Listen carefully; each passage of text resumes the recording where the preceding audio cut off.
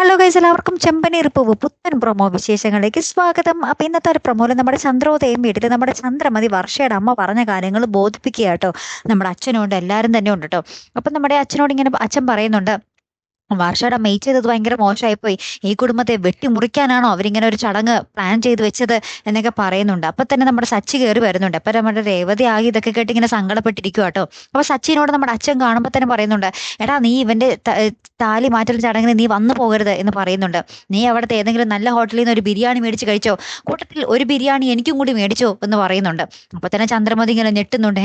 രവിയേട്ടൻ എന്തിനാ ബിരിയാണി, രവിയേട്ടനും വരുന്നില്ല എന്നൊക്കെ ചോദിച്ചിങ്ങനെ പറയുന്നുണ്ട്. അപ്പൊ നമ്മുടെ അച്ഛൻ പറയുന്നുണ്ട്, എന്റെ മോനെ കൂട്ടാത്ത പരിപാടിക്ക് ഞാനും ഉണ്ടാകില്ല, നീ ഇത് ഉറപ്പിച്ചോ ചന്ദ്ര എന്നൊക്കെ പറഞ്ഞിട്ട് നമ്മുടെ അച്ഛൻ ഭയങ്കര ഡയലോഗ് കടിക്കുന്ന ഒരു അടിപൊളി നിമിഷങ്ങൾ തന്നെയാട്ടോ കൂട്ടുകാരെ ഏറ്റവും ഒടുവിൽ നമുക്ക് കാണുവാൻ സാധിച്ചതേ.